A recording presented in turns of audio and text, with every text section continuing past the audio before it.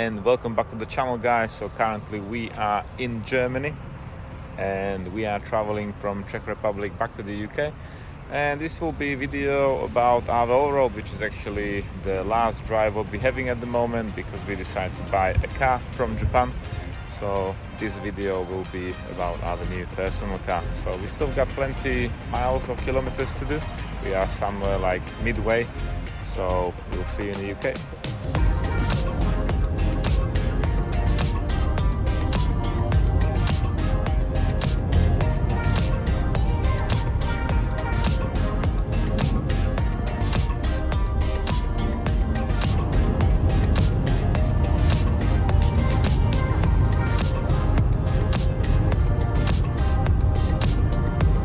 So we are in Netherlands. Average consumption is like 33 mpg at the moment. So luckily we went from Prague, which is like halfway where we've been. So we're probably gonna make it on one full tank of fuel. And yeah, we were pushing through Germany as much as we can. So easily 100, 110 miles per hour, which is like normal speed for these sort of cars. But we still got over 100 miles to go to get to the ferry and to the UK. So let's continue.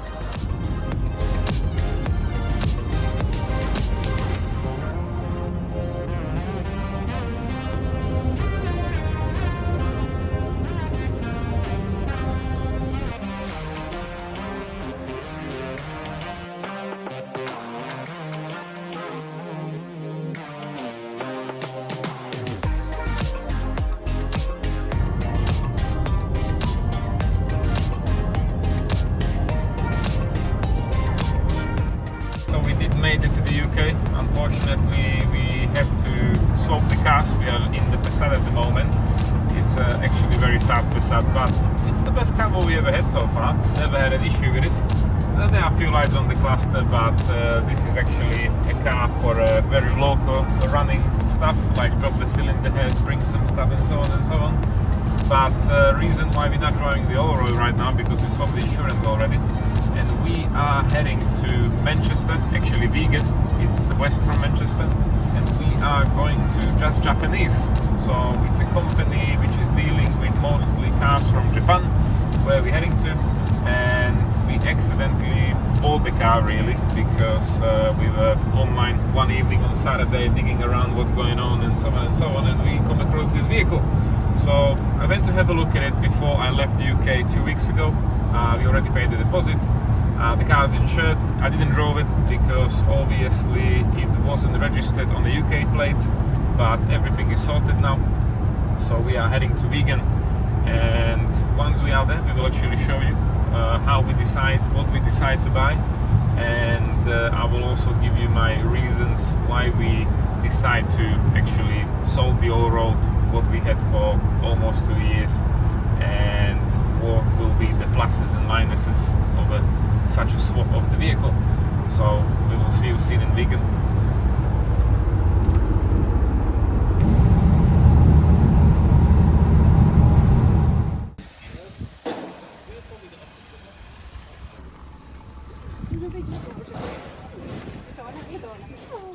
And here's the car, guys. So for some of you maybe you are disappointed, but we will stick to the German cars. I didn't know as well that Japanese actually have cars like this.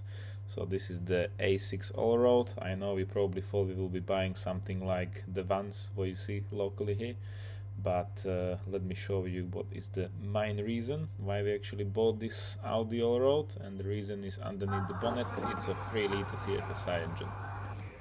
So this is the car, guys. Just Japanese. I was actually surprised that they have Audis like this in Japan, and especially the overall condition is really mint. I must say I never seen an A6 in the UK or any car in this condition. It doesn't cover like 60,000 miles. I think it's on 52, 53. The price is a bit higher, what I'll tell you later, what we can actually buy for price, what we're buying now. But I'm really happy with the overall condition, what it has, especially 3-liter TFSI supercharged engine. And it's an Allroad, so a comfy car with a good engine. Can't wait. So here we are, Just Japanese company near Manchester, and to be honest they have quite loads of cars here, guys. I know some of you are probably disappointed we didn't buy anything like this, but look what else is here. This is a very cool car. The only problem what the guys show me is the top headliner, typical problem. They told me they will sort it out, but it's in absolutely mint condition. The only problem is it's in automatic. I would prefer manual, but this one is for sale as well. But unfortunately, we don't have the money for toys like this, but this is definitely a car what I would prefer to buy. But unfortunately, we need a daily car, so we decided to go for the Allroad. But 5-cylinder turbo, legendary engine, cool car.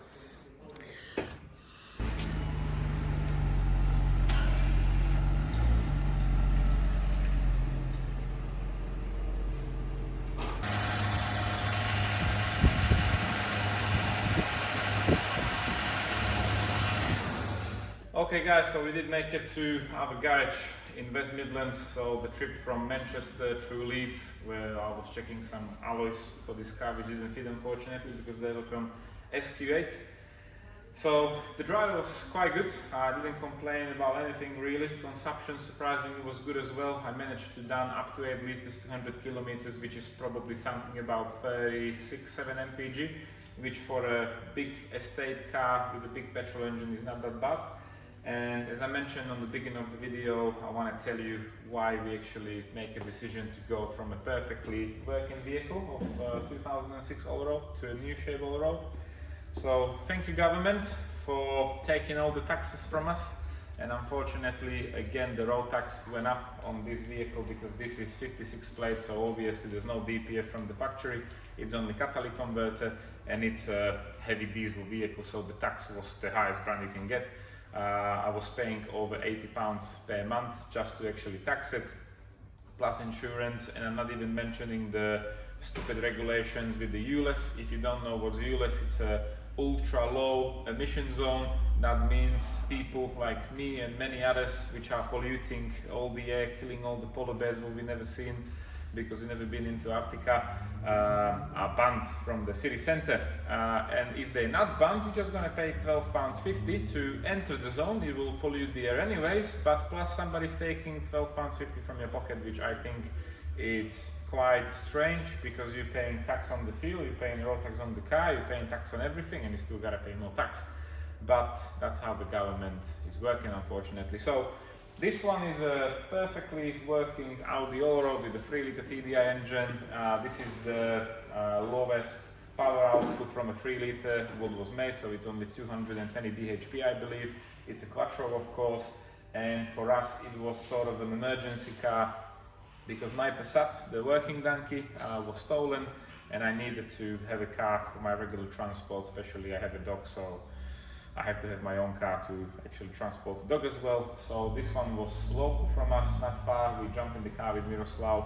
We went to have a look at it. The gentleman who was selling the car showed me quite loads of service history. He was the second owner, and obviously they've done loads of motorway mileage, everything through the DVLA website, which is MOT. When they're putting all the mileage down was fine.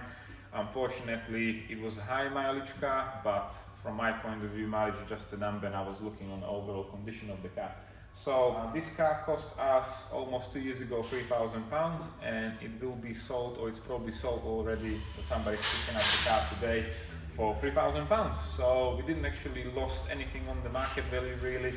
However, the car did cost us a bit to keep it on the road. It never let us down. We traveled to France, we went through the Europe a few times. We've done probably over 12, 13, 14,000 miles in the period of time since we own it. And I must say it was a brilliant car for local driving because the roads are a bit bumpy. It had air suspension, so it's quite comfortable, it's big. We can put everything in the back, skis and whatever. So obviously from that point of view it was an ideal car for us. Of course, it's a 3-litre, so the average consumption around town and local runs and short runs was not the best, but obviously you have to sacrifice the power output to the consumption. But even when I'm driving a 2-litre run and it's cold while it's warm up and everything, the consumption is not that ideal locally anyways. We actually done only base service most of the time. I know there was a problem with one air strut which was coming down, so that was replaced while we own it. We had a problem once when the car actually struggled to go over a certain limit, and there was a hole in the front left air strut, so that was replaced. Belt, pulleys, regular service, changed the copper washers under the injectors. The delivery fuel pump or the pickup pump in the tank didn't show the fuel level, so that was replaced. And oh yeah, front brakes, suspension arm, so generally just a normal tear and wear service. But like I said, the car never let us down. We've done quite loads of mileage, and we were happy till a day until the government fucked up. So we sold the car, and obviously we bought another Allroad. It was a decision which happened one evening. Unfortunately, we found the car on eBay on Saturday evening, and it still wasn't registered. So obviously I contact the gentleman or the company, just Japanese voicing, friendly guys, sort out everything, and I went to have a look at it. So as soon as I seen the car, it was still like dusty and not cleaned up, which still actually is, and the overall condition is mint, I would say. The underneath of the car is almost like brand new. All the bolts are still like green, they're not rusty or anything. The subframe is nice and clean, and everything, wherever your eye have a look, you just see a clean vehicle overall. So it's a Japan import, like I mentioned. It's low mileage or kilometers. It covers only 92,000 kilometers, which is not even 60,000 miles. It has a full service history. I think there was only one owner from the Japan.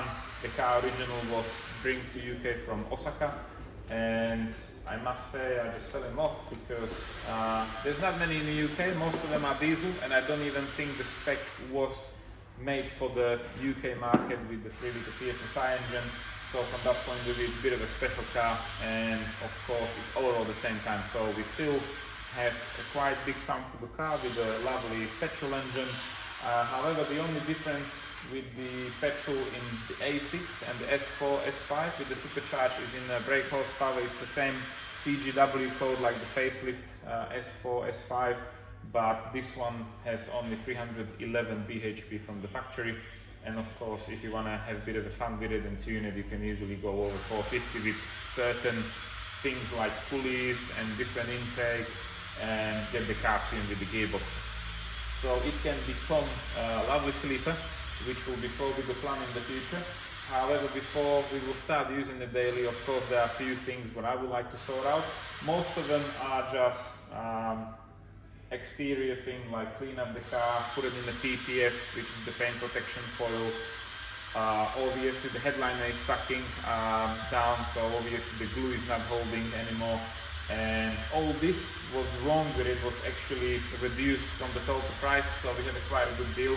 The car as it sits already registered cost us £16,000, which is not the cheapest, but on the other way it is a sort of unique car. And also I like the headlights on these because most of them were just xenon or obviously just H7 lights. So these are the RS6 lights, which looks completely different to all the others. The car is fully stock. These are the wheels which actually came from the factory, and there was absolutely nothing done to it. And like I said, before we're gonna start using it daily, I definitely want to put some additional security. So I would like to put CAN bus immobilizer, some sort, put the PPF on, sort out the interior, and just generally clean up the car and get it ready. So that'll be probably the next couple of videos. And also the reason why we actually choose not to go for a diesel again and go for a petrol is very easy. Okay guys, so we have a 3-litre TFSI supercharged and we have a 3-litre TDI with a turbo. So as you can probably tell underneath the cover, it's pretty simple all TDI engine, which I believe is one of the best TDIs ever built. Reason why, easy to maintain, there's not loads of faults which are common, and it's really good on fuel. Power wise is not that bad as well, and it's a cheap car to run overall if Conrad won't get out. But usually when something goes very badly wrong, somebody didn't done the maintenance on time. We've done obviously 3 oil changes while we own it, so average it was like 6,000-7,000 miles with BG products, so there was an oil flush, oil additive to it, and the service was done fully. So new filters all the way around, and the engine is running sweet as. Then we have a 3-liter TFSI, which have a full service history from Japan as well. Obviously, there's one book fully stamped out, so the services were done regularly as well.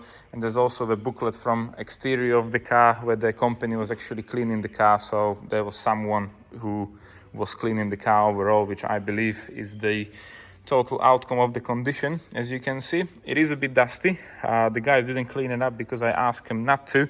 We will do the whole cleanup of the car ourselves, and we want to do a detailed cleaning on the engine bay as well and do the under trays and everything. So that will be the plan. And again, we're getting back to the ULEZ stuff, where this is a 12 plate, so this is a car which can actually go anywhere because it's environmentally friendly. And this one is not. Reason why? No DPF.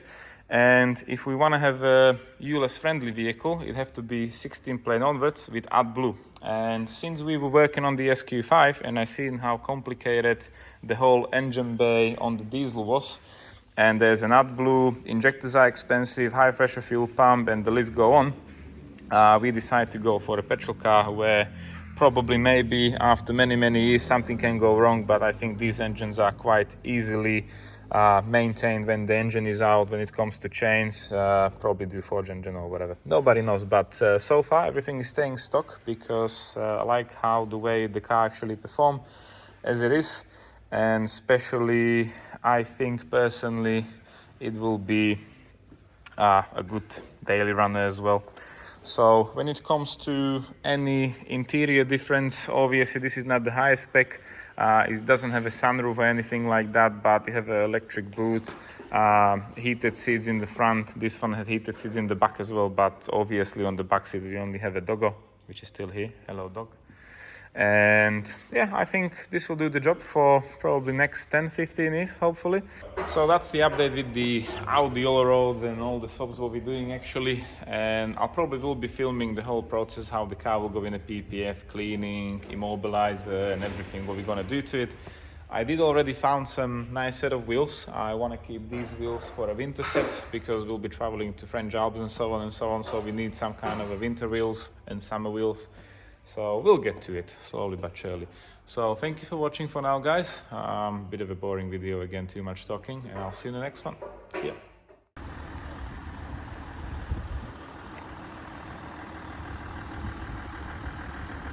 Yeah, all good. So I'm going to go that way. No problem. Wicked. Thanks ever so much, mate. See ya. See ya.